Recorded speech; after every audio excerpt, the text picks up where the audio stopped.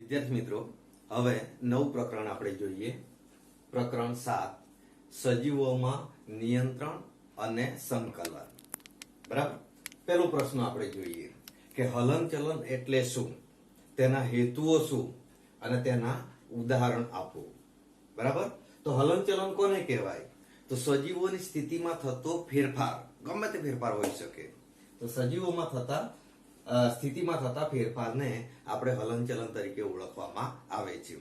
એના હેતુઓની વાત કરીએ તો નંબર 1 કે વૃદ્ધિ સંબંધિત હલનચલન. દરેક સજીવ વિકાસ પામી વૃદ્ધિ કરે છે, એના કદ, એના બંધારણમાં ફેરફાર થાય છે. દાખલા તરીકે ઉદાહરણ આપેલું છે કે જમીનમાં વાવેલું બીજ કદાચ 5-7 સેન્ટીમીટર નીચે હોય તો એ પથ્થર કે પૃથ્વીના પોપડાને તોડીને એનો પ્રરોહ બહાર નીકળશે અને અંદર મૂળ તંત્રનો વિકાસ થશે. તો જે બીજ આવી રીતના અંકુરણ પામે છે એ વૃદ્ધિ સંબંધિત આપણને જોવા મળે છે.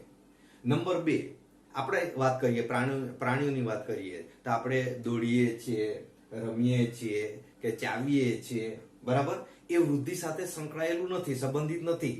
બરાબર. પરંતુ અન્ય કાર્ય કરવા માટે થાય છે. હું બોલું છું, બરાબર, મારું શરીર જુદી જુદી મુદ્રાઓમાં આવે છે, તો એ વૃદ્ધિ સાથે સંકળાયેલું નથી, પણ મારી પોતાની દૈનિક ક્રિયા કરવા માટે એ હલનચલન જોવા મળે છે. ત્રીજો મુદ્દો છે કે પર્યાવરણમાં આવતા પરિવર્તન, બરાબર, એના પ્રતિચાર રૂપે પણ હલનચલન જોવા મળે છે. દરેક સજીવ પર્યાવરણમાં બદલાતા પર્યાવરણમાં એનું અસ્તિત્વ ટકાવી રાખવા માટે કંઈક ને કંઈક ફેરફાર કરે છે. બરાબર. અથવા તો એના લાભ માટે હોય. એનું ઉદાહરણ આપેલું છે કે ભેંસ વાગોળે છે, કે ભેંસ ખોરાક ખાઈ લીધા પછી એ પાછો ખોરાકને ક્રમબદ્ધ બહાર કાઢે છે અને એ વાગોળે છે અને ખોરાકને અતિ બારીક ટુકડાઓમાં વિભાજન કરે છે અને એ વિભાજન કરવાથી એને ખોરાકનું પાચન સરળતાથી થાય છે, કારણ કે એનો ખોરાક શું છે? વનસ્પતિ છે. બરાબર. અને એમાં રહેલું સેલ્યુલોઝ એ સરળતાથી પાચન થતું નથી, પરિણામે એને વાગળવું પડે છે. બીજું એક ઉદાહરણ લખેલું છે કે સૂર્યપ્રકાશ. તો સૂર્યપ્રકાશ હોય તો જ વનસ્પતિમાં વૃદ્ધિ અને વિકાસ જોવા મળે છે. છોડ ધીમે ધીમે એના જે મનુષ્ય હોય તો મનુષ્ય જેટલું કદ અથવા તો જે ઝાડ હોય એનું નિર્ધારિત કદ જેટલું કદ ધારણ કરવા પ્રયત્ન કરે છે. તો એ પર્યાવરણના પ્રતિચાર રૂપે એની અંદર જોવા મળે છે. ચોથો મુદ્દો છે કે સજીવના રક્ષણ માટે અથવા તો બચાવ માટે પણ હલનચલન જોવા મળે છે. એનું એક ઉદાહરણ આપેલું છે. બરાબર. કે જ્યારે આપણે નોર્મલ સ્થિતિમાં હોઈએ અને સામેથી ખૂબ પ્રકાશ આવે તો ત્યારે આપણી આંખ એમાં ઓટોમેટિક હલનચલન પ્રેરે છે. જેમ કે વધારે પ્રકાશ આવે તો આપણી આંખની કીકી નાની બને છે અને પરિણામે આંખમાં ઓછો પ્રકાશ પ્રવેશે તો આપણી આંખને નુકસાન થતું અટકે છે. અને અંધારામાં સેજ અજવાળું હોય, સેજ પ્રકાશ હોય તો ત્યારે આપણી આંખમાં યોગ્ય પ્રકાશ પ્રવેશે તેના માટે આપણી કીકી મોટી થાય છે. બીજું ઉદાહરણ આપેલું છે કે ગરમ વસ્તુને અડીએ ત્યારે આપણે વિચારીએ તે પહેલા આપણો હાથ શું થાય છે? ખેંચાઈ જાય છે. રસ્તે ચાલતા હોઈએ અને પગમાં કાંટો વાગે તો આપણે વિચારીએ તે પહેલા આપણો પગ શું થાય છે? ખેંચાઈ જાય છે. તો એ રક્ષણ અથવા તો બચાવ માટે સજીવોમાં જોવા મળે છે. જોઈએ પ્રાણીઓમાં ચેતાતંત્ર. પ્રશ્ન છે સંવેદનાગ્રાહીઓ શું છે? મનુષ્યના શરીરમાં ઉદાહરણ, સ્થાન અને કાર્ય જણાવો. સંવેદનાગ્રાહી શું છે અને એનું સ્થાન કે કાર્ય આપણે જોવાનું છે. તો પહેલા તો સંવેદનાગ્રાહી કોને કહેવાય? તો આપણા મનુષ્યની જ વાત કરી છે પ્રાણીમાં, કે મનુષ્યના શરીરમાં જે બાહ્ય ઉત્તેજનાને ગ્રહણ કરવા માટેની વિશિષ્ટ રચના છે એ રચનાને સંવેદનાગ્રાહી તરીકે ઓળખવામાં આવે છે. ફરીથી શું કીધું? મનુષ્યના શરીરમાં બાહ્ય ઉત્તેજનાને ગ્રહણ કરવા માટે વિશિષ્ટ રચના છે જેને સંવેદનાગ્રાહી તરીકે ઓળખવામાં આવે છે. તો આપણે ઉદાહરણ, સ્થાન અને કાર્ય દરેકને સમજવાની કોશિશ કરીએ. આપણને ખબર જ છે, એટલે કોઈ પણ પ્રશ્ન પૂછે ગમે તેવી રીતના તો તમને જવાબ આપતા આવડવું જોઈએ. પહેલું આપેલું છે રસગ્રાહી એકમ. રસગ્રાહી, બરાબર, એ કઈ જગ્યાએ છે? તો આપણી જીભની સપાટી પર. આપણે ખોરાક ગમે તે ખાઈએ તો મોંમાં મૂકીએ એટલે આપણને ખબર પડી જાય છે. બરાબર. કે જીભ આપણને કંઈક જવાબ આપે છે તો એનું કાર્ય શું છે? સ્વાદની ઓળખ કરાવે છે. જેમ કે આંખ બંધ કરીને તમારા મોંમાં ખાંડના 5 ટુકડા મૂક્યા હોય તો તમને ખબર પડી જાય છે કે મોંમાં શું મુકાયેલું છે? ખાંડ, જોયા વગર. નંબર 2, ઘ્રાણગ્રાહી એકમો. બરાબર? તો એ આપણા શરીરના નાકના અધિચ્છદીય સ્તરમાં આવેલું છે. નાક દ્વારા આપણે ઘ્રાણગ્રાહી એટલે કે સુગંધ, તો અહીંયા કાર્ય આપેલું છે કે ગંધની ઓળખ કરે છે.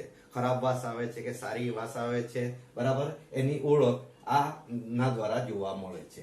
નંબર 3, સ્પર્શગ્રાહી એકમો. સ્પર્શ, બરાબર, આંખ બંધ કરીને હાથમાં તમે ચોક પકડો તો ખ્યાલ આવી જાય છે કે શું હશે, કંઈક વસ્તુને આપણે પકડેલી છે.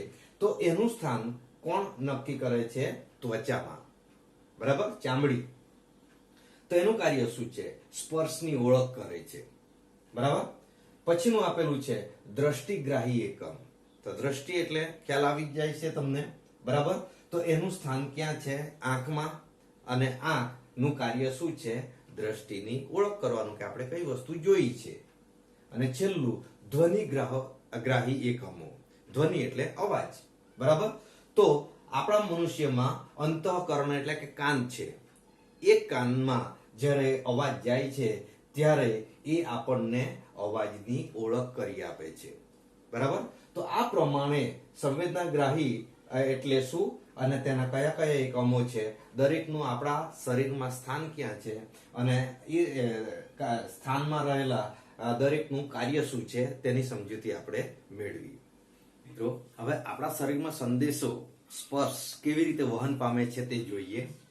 તો કીધું છે ઉર્મિવેગ કેવી રીતે શરીરમાં વહન પામે છે. મિત્રો, તમે આકૃતિ જોઈ શકો છો. એ આકૃતિ છે ચેતાકોષની, બરાબર. સંદેશો લઈ જવા માટે સૌથી અગત્યનો ભાગ આ આપણા શરીરમાં ભાગ ભજવે છે. તો એના ઓળખ કરી લઈએ કે અહીંયા ગોળ દેખાય છે, તેને કોષ કેન્દ્ર તરીકે ઓળખવામાં આવે છે. વચ્ચેનો જે પ્રવાહી વાળો ભાગ છે એને કોષ કાય તરીકે ઓળખવામાં આવે છે.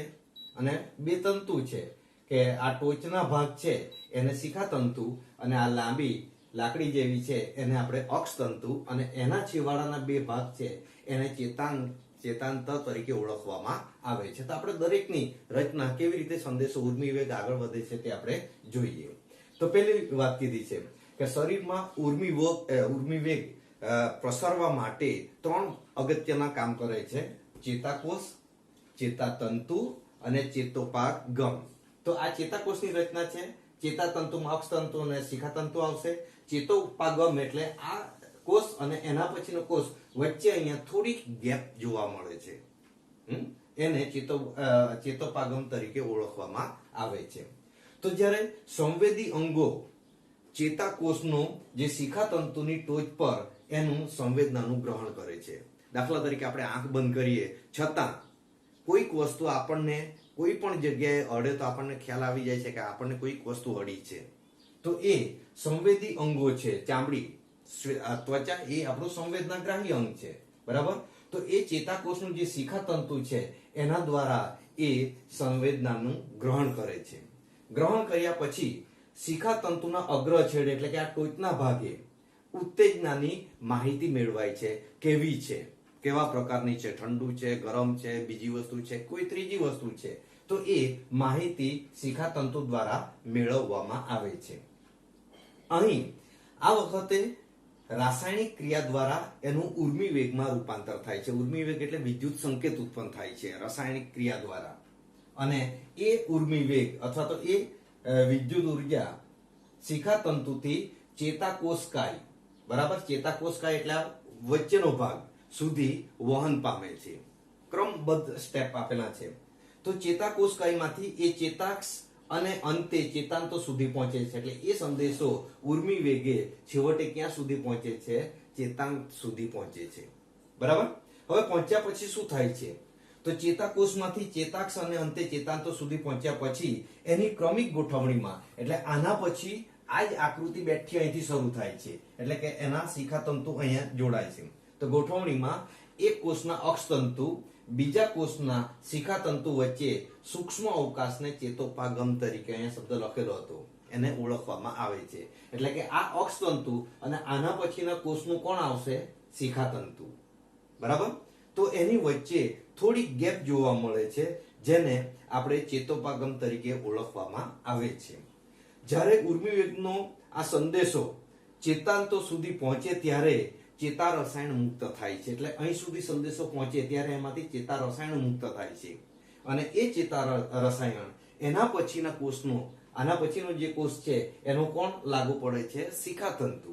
બરાબર? તો શિખાતંતુમાં એ ઉર્મિવેગ ઉત્પન્ન થાય છે. એટલે રસાયણમાંથી ઉર્મિવેગ, ઉર્મિવેગમાંથી પાછું રસાયણ, રસાયણમાંથી પાછું ઉર્મિવેગ, અને એ પ્રમાણે ક્રમશઃ ધીમે ધીમે આપણી શરીરની ચેતાઓ મારફતે છેવટે એ સંદેશો ક્યાં સુધી પહોંચે છે? મગજ સુધી પહોંચે છે, અને ત્યાં આપણને ખબર પડે છે કે આપણે કઈ વસ્તુને સ્પર્શ કરી છે, અથવા તો ઉર્મિવેગ કેવી રીતે જાય એ આ પ્રમાણે આ પ્રશ્નમાં આપણે જોયું. હવે જોઈએ માનવ મગજની રચના.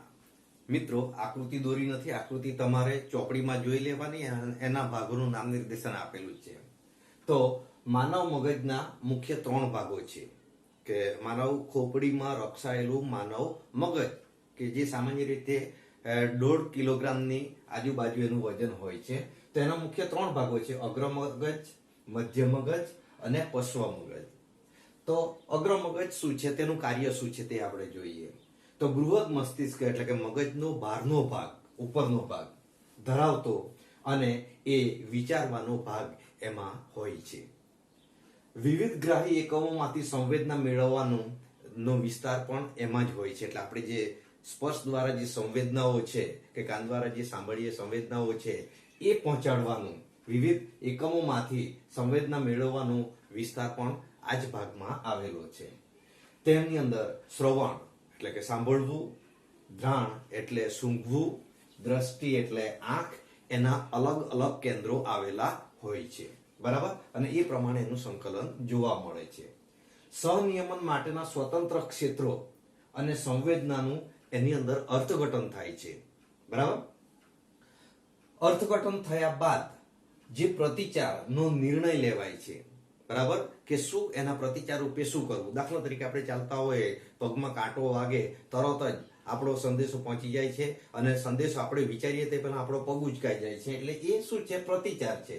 તો એનો નિર્ણય પણ આ અગ્ર મગજમાં જ લેવાય છે. ઐચ્છિક સ્નાયુઓ, ઐચ્છિક એટલે આપણી ઈચ્છા મુજબ. દાખલા તરીકે હું બોલું છું, હું હાથ હલાવું છું, ચાલું છું, આપણે, બરાબર, એ આપણી ઈચ્છાની વિરુદ્ધની વાત છે. તો ઐચ્છિક સ્નાયુનું હલનચલન ક્રિયાનું નિયંત્રણ પણ આની અંદર જ એના કેન્દ્રો આવેલા છે, એટલે કે અગ્ર મગજમાં આવેલા છે. તો આ પ્રમાણે અગ્ર મગજમાં આટલું આપણને જોવા મળે છે. નંબર 2, મધ્ય મગજ એટલે કે અગ્ર અને પશ્વ મગજની વચ્ચેનો ભાગ, કે જેને આપણે મધ્ય મગજ તરીકે ઓળખવાનું છે. ખૂબ અગત્યનું છે કે તે ચતુષ્કાય મગજનો મધ્ય ભાગ છે. બરાબર? તેની અંદર દ્રષ્ટિ અને શ્રવણની પરાવર્તી ક્રિયાના કેન્દ્રો આવેલા છે. એટલે કે તમે જે જોયું તેની સામે શું પ્રતિચાર અપાય છે, તમે જે સાંભળ્યું તેની સામે શું પ્રતિચાર અપાય છે. તો એ પરાવર્તી ક્રિયા એટલે કે જવાબ આપવાની ક્રિયા, એના કેન્દ્રો સામાન્ય રીતે ક્યાં જોવા મળે છે? મધ્ય મગજમાં. નંબર 3, પશ્વ મગજ, પાછળનો ભાગ. તો પશ્વ મગજ એ સામાન્ય રીતે મજ્જા સેતુ, લંબ મજ્જા અને અનુમસ્તિષ્ક એમ 3 ભાગોનું બનેલું છે. 3 ભાગ ખૂબ અગત્યના છે. ફરીથી, મજ્જા સેતુ, લંબ મજ્જા અને અનુમસ્તિષ્ક. એનું કાર્ય જોઈએ તો અનૈચ્છિક ક્રિયાઓ. અનૈચ્છિક ક્રિયાઓ કોને કહેવાય? તો કેટલીક ક્રિયાઓ એવી છે કે જે આપણી ઈચ્છા વિરુદ્ધ, આપણે ઈચ્છા કરીએ તો પણ એ અટકતી નથી. જેમ કે શ્વાસોશ્વાસની ક્રિયા. તમે બહુ તો 2 કે 3 મિનિટ શ્વાસ રોકી શકો, પછી રોકી શકતા નથી. રુધિરનું પરિવહન, હૃદયનું ચાલવું, બરાબર, એ આપણા હાથની વાત નથી. તો એવી અનૈચ્છિક ક્રિયાઓ, રુધિરનું દબાણ હોય કે લાળ રસનો સ્ત્રાવ હોય, કોઈ સારી વસ્તુ આપણને ભાવતી વસ્તુ જોઈએ તો આપણા મોઢામાં લાળ આવી જાય છે ઓટોમેટિક, એના પર આપણો કંટ્રોલ રહેતો નથી. બરાબર? પછી ઉલટી થવી એ લંબ મજ્જા દ્વારા નિયંત્રિત થાય છે. બરાબર? પછી અનુમસ્તિષ્ક એ ઐચ્છિક ક્રિયાઓની ચોકસાઈ તેમજ શરીરના સંતુલન માટે જવાબદાર છે. બરાબર? એટલે અનુમસ્તિષ્ક એ આપણા શરીરનું સંતુલનથી માંડીને જે ઐચ્છિક ક્રિયાઓ છે એ ચોક્કસ થાય છે, ટાઈમ ટુ ટાઈમ થાય છે, એના માટે આ અનુમસ્તિષ્ક જવાબદાર છે. તો આ રીતે માનવ મગજના મુખ્ય 3 ભાગો છે. એટલે તમારે આકૃતિ દોરીને કદાચ આમાંથી લખવાનું થાય તો 3 ભાગોના કાર્યો શું છે તે તમારે યાદ રાખવાના છે. હવે જોઈએ વનસ્પતિમાં સંકલન. તો વનસ્પતિના સંકલનના મુખ્ય 2 પ્રકારો છે. નંબર 1 વૃદ્ધિ આધારિત હલનચલન અને નંબર 2 વૃદ્ધિથી મુક્ત હલનચલન. તો વૃદ્ધિ આધારિત હલનચલન એટલે શું? તો દરેક વનસ્પતિના મોટા ભાગે એના જેવો જ બીજો છોડ મેળવવા માટે અથવા તો વૃક્ષ મેળવવા માટે બીજનો ઉપયોગ થાય છે. તો બીજને જ્યારે યોગ્ય વાતાવરણ મળે, ભેજ અથવા તો પાણી મળે તો એમાંથી વૃદ્ધિ થાય છે. એના મૂળ જમીન તરફ જાય છે અને એનું પ્રકાંડ ઉપરની તરફ સૂર્યપ્રકાશની તરફ એ આગળ જવા પ્રયત્ન કરે છે. તો એ વૃદ્ધિ આધારિત હલનચલન તરીકે ઓળખવામાં આવે છે. નંબર 2 વૃદ્ધિથી મુક્ત હલનચલન. વૃદ્ધિ સિવાયની વાત કે જેમાં હલનચલન જોવા મળે છે તે કીધું છે. દાખલા તરીકે લજામણીનો છોડ. મિત્રો, લજામણીનો છોડ કદાચ તમે જોયો હશે જ, આપણી બાજુ છે જ, બરાબર? તો એ છોડને તમે પર્ણદંડ હોય, આખી દાંડી હોય, એને સહેજ પણ સ્પર્શ કરો અથવા તો તમે કોઈક લાકડી અડાડો એને, તરત જ એના પાંદડા ઝડપથી બીડાઈ જાય છે અને પછી ઘણા સમય પછી ઓટોમેટિક ખુલી જાય છે. તો એ લજામણીના પર્ણો બીડાઈ જવાનું કારણ શું છે? તો એ સ્પર્શાનું વર્તન છે કે જ્યારે લજામણીના છોડને કંઈક સ્પર્શ થાય તો ત્યારે એની જે પર્ણદંડ છે, અહીંયા જે કોષો છે એ કોષો પાણીને બીજા કોષોમાં તરફ ધકેલી દે છે. પરિણામે પાણીની શોર્ટેજ ઉત્પન્ન થાય છે. તો એના કારણે પાણીના ઓછા થવાને કારણે પર્ણો ધીમે ધીમે બીડાઈ જાય છે. તો એ લજામણીના પર્ણો બીડાઈ જાય છે, આપણે એને જોયું છે. તો પર્ણું એ સ્પર્શની ઉત્તેજના સામે ઝડપથી પ્રતિકાર આપે છે. આ એક જ વનસ્પતિ એવી છે કે તમને આંખે જોઈ શકાય કે તમે અડો એટલે તરત જ પાંદડા બીડાઈ જાય છે. એટલે સ્પર્શ સામે એ ઉત્તેજના આપે છે. એ વૃદ્ધિ સાથે સંબંધિત નથી. વૃદ્ધિ સાથે એને કોઈ લેવા દેવા નથી. પણ સ્પર્શ કોઈ પણ વસ્તુનો કરાવવામાં આવે તો એના પાંદડા શું થાય છે? બીડાઈ જાય છે. તો આ પ્રમાણે વનસ્પતિઓમાં પણ સંકલન જોવા મળે છે, આ 2 પ્રકારે. આગળનો પ્રશ્ન જોઈએ. વનસ્પતિમાં સંકલન પ્રાણીઓના સંકલનથી કેવી રીતે જુદું પડે છે? બરાબર? પ્રાણીઓની વાત કરીએ તો આપણે તો ચેતાતંત્ર છે, વિવિધ અંગો છે. વનસ્પતિમાં એવું નથી, છતાં એની અંદર સંકલન જોવા મળે છે. તો એ પ્રાણીઓ કરતા કેવી રીતના જુદું પડે છે તે આપણે જોઈએ. તો અહીંયા વિવિધ ક્રિયાઓના નિયમન અને સંકલન માટે પ્રાણીઓની અંદર કોણ છે? ચેતાતંત્ર છે, જે વનસ્પતિમાં જોવા મળતું નથી. નંબર 2 પ્રાણીઓની જેમ વિશિષ્ટ પ્રોટીન પણ નથી. આપણા શરીરમાં વિશિષ્ટ પ્રોટીન છે કે જે કાર્ય કરાવવા માટે અગત્યનો ભાગ ભજવે છે, જુદી જુદી અંગિકાઓ, જુદા જુદા અંગોને. બરાબર? વનસ્પતિમાં એવા કોઈ વિશિષ્ટ પ્રોટીન જોવા મળતા નથી. એટલે એ પ્રકારે પણ જુદું પડે છે. નંબર 3 પાણીના પ્રમાણમાં એ આકાર બદલી શકે છે. અત્યારે જ લજામણીની વાત કરી કે જ્યારે લજામણીને તમે સ્પર્શ કરો તો એનો જે પર્ણદંડ છે એમાંથી પાણી બીજા કોષોમાં ટ્રાન્સફર કરી દે છે. પરિણામે પાણીની ખેંચ ઉત્પન્ન થાય છે એના પર્ણો સુધી અને પરિણામે એ પર્ણ બીડાઈ જાય છે. તો પાણીના પ્રમાણમાં એ આકાર બદલી શકે છે, બાકી બીજું કશું કરી શકતી નથી, સ્થળાંતર કરી શકતી નથી. પાણીનું પ્રમાણ વધતા કોષો ફૂલે છે અને પાણીનું પ્રમાણ ઘટતા કોષો શું થાય છે? સંકોચાય છે. અને એ જ સિદ્ધાંતનો ઉપયોગ કરીને લજામણીના પર્ણો બીડાય છે. આગળ જોઈએ કે સંદેશાના વહન માટે કોઈ પેશી નથી. વનસ્પતિમાં કોઈ પેશી નથી. એક અન્નવાહક અને જલવાહક પેશી સિવાય સંવેદના કે સંદેશો માટે કોઈ પેશી નથી. પરંતુ એ સંદેશો મોકલાવે છે. કેવી રીતના? તો વીજ આવે અને રસાયણનો ઉપયોગ કરીને એ સંદેશો જે તે અંગ સુધી પહોંચાડે છે. બરાબર? અને એ પ્રમાણે એનો પ્રસાર થાય છે. દાખલા તરીકે વનસ્પતિ મોટું ઝાડ હોય તો એના પર્ણો ખરી પડે છે. તો પર્ણો ખરી પડવા માટે પણ જવાબદાર છે. તો એના માટે પણ કોઈક સંદેશો કે કોઈક રસાયણનો ઉપયોગ થાય છે અને પરિણામે એ જરૂરિયાત ન હોવાથી પર્ણને એ વૃક્ષ નીચે પાડી દે છે અથવા તો છૂટું પાડી દે છે. તો એ વીજ આવે અથવા તો રસાયણનો ઉપયોગ કરીને આવી રીતના એ સંદેશો મોકલે. વિદ્યાર્થી મિત્રો, હવે જોઈએ વનસ્પતિમાં આવર્તન એટલે શું અને એની સમજૂતી લઈએ આપણે. બરાબર? તો વનસ્પતિના અંગમાં જે હલનચલન છે એ બાહ્ય અને સદિશીય ઉત્તેજનાને અનુરૂપ દર્શાવાય તો તેને આવર્તન તરીકે ઓળખવામાં આવે છે. એટલે બાહ્ય પ્રતિક્રિયા અથવા તો સદિશીય દિશા સાથે, બરાબર. તો આ ઉત્તેજન પ્રેરતા પરિબળો કયા કયા છે વનસ્પતિમાં? તો આપણને ખબર છે કે પ્રકાશ એને અસર કરે છે, ગુરુત્વાકર્ષણ બળ પણ એને અસર કરે છે, પાણી પણ એને અસર કરે છે, પછી રસાયણ અને સ્પર્શ પણ એને અસર કરે છે. તો આટલા પરિબળો છે કે જે વનસ્પતિના આવર્તનમાં અસર કરે છે. તો વનસ્પતિના અંગોની પ્રતિક્રિયાના આધારે આવર્તનના કુલ 5 પ્રકારો પાડેલા છે. આપણે જોઈએ, દરેકને સમજવાની કોશિશ કરીએ. એ પહેલા આપણે ગણિતમાં આલેખ દોરતા હતા, બરાબર.